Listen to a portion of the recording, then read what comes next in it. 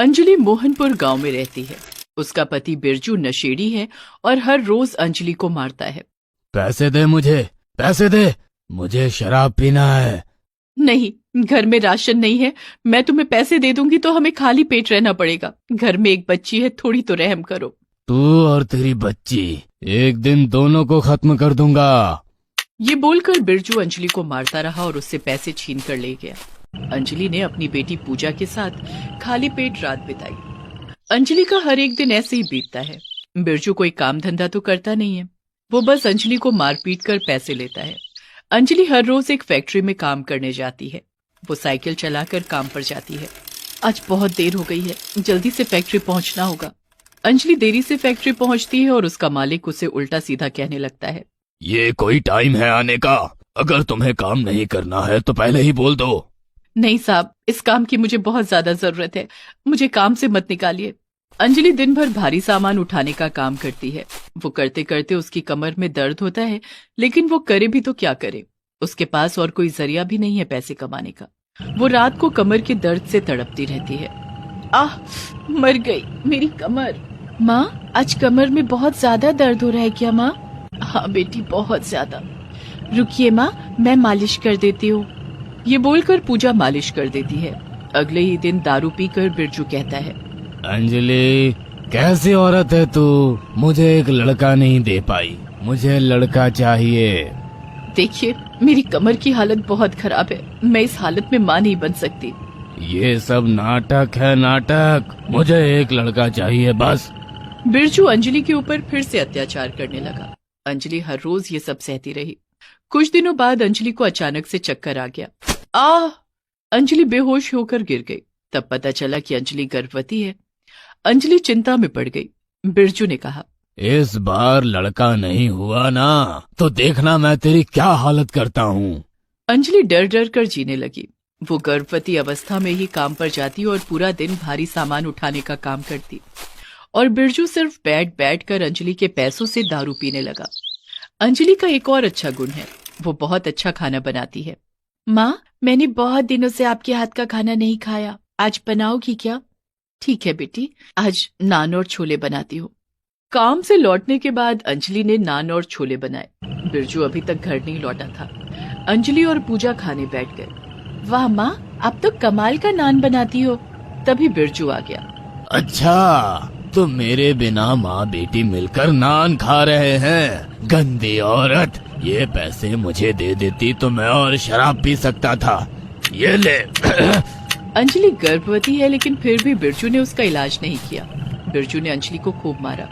इस तरह मार खाते खाते 9 महीने बीत गए और अंजलि की डिलीवरी का वक्त आ गया।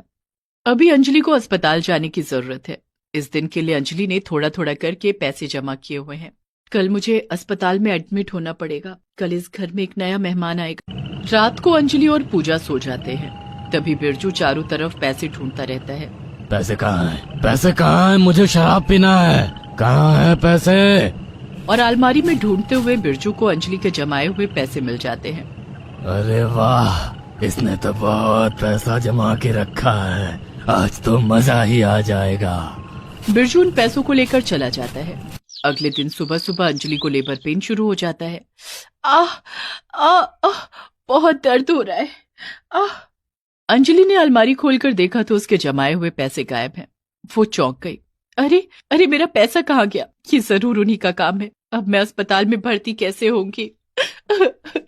अंजलि बैठकर रोने लगी। अपनी माँ को रोता हुआ देखकर पूजा दौड़ते हुए आसपास के घर की औरतों को बुलाने चली गई।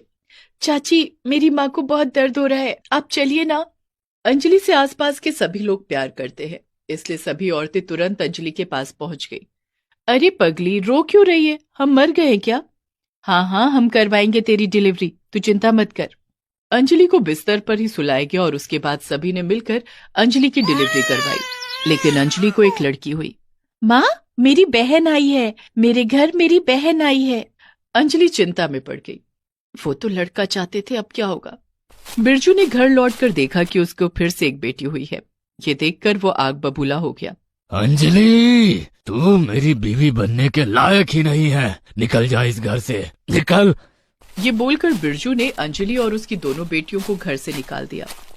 अंजलि कुछ देर रोने धोने के बाद साइकिल लेकर वहां से चली गई। मेरे पास एक फूटी कौड़ी भी नहीं है, मैं जाऊं तो जाऊं कहाँ। अंजलि का मायका भी नहीं है क्योंकि उसके माता पिता जिंदा नहीं है और उसका बड़ा भाई उसे घर में घुसने नहीं देता है। फिर भी अंजलि उसके भाई के पास जाती है। उसे देखकर उसका भाई कहता है, जरूर तूने ही कोई गलती की होगी, नहीं तो जीजाजी तुझे निकाल नहीं देते। जा भाग जा यहाँ से, यहाँ तेरे लिए कोई जगह नहीं है। अंजलि फैक्ट्री चली गई लेकिन वहां से भी उसे धक्के मारकर निकाल दिया गया। नहीं, तुम और यहाँ काम नहीं कर सकती। इस हालत में तुम वैसे भी किसी काम की नहीं रही। चारों तरफ से धक्का खाकर अंजलि रास्ते में ही बैठ गई। वो उसकी छोटी बेटी को तो दूध पिला देगी लेकिन पूजा को क्या खिलाएगी और खुद भी क्या खाएगी।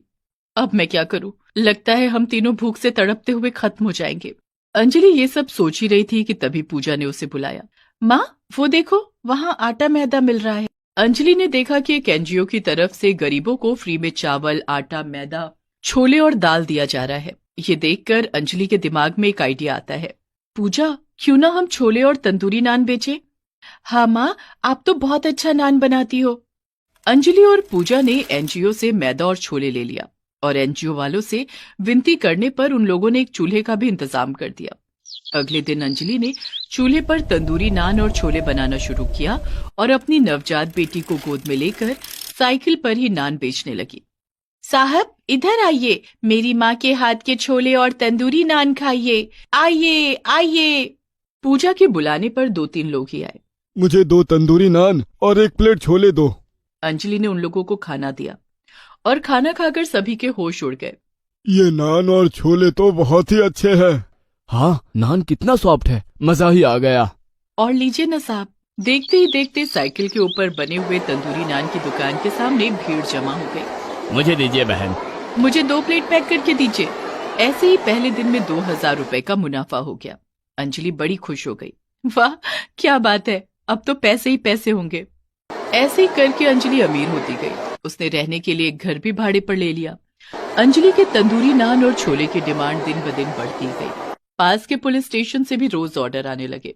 अंजलि बहुत पैसों की मालिक बन गई। ये सब कुछ जब बिरजू के कानों तक पहुंचा तो उसके होश उड़ गए। मैं यहाँ पैसे न होने की वजह से शराब नहीं पी पा रहा हूँ और वहाँ अंजलि पैसे छाप रही है। मुझे आज ही उससे पैसे मांगने जाना होगा। बिरजू तभी अंजलि के पास गया और उससे पैसे मांगने लगा। अंजलि, मुझे पैसे दे। नहीं, मैं तुम्हें पैसे नहीं दूंगी। मतलब? मैं तेरा पति हूँ, मैं जो कहूँगा तुझे मानना ही पड़ेगा। खाक का पति, तुमने ही मुझे घर से निकाल दिया था। ऐसे ही झगड़ा करते करते बिरजू ने अंजलि पर हाथ उठा दिया और तभी वहां एक पुलिस की गाड़ी आ गई और उसमें से 2 पुलिस ऑफिसर निकले।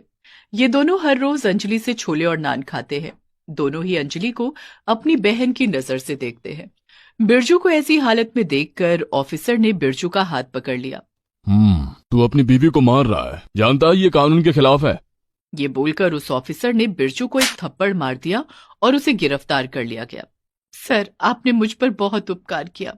नहीं अंजलि बहन, ये तो हमारा काम है। अब तुम तंदूरी नान बेचो, तुम्हें कोई परेशान नहीं करेगा। बिरजू को 10 साल की सजा मिली और यहाँ अंजलि ने एक पक्की दुकान खोली और ऐसे ही वो अपनी दोनों बेटियों के साथ खुशी खुशी रहने लगी।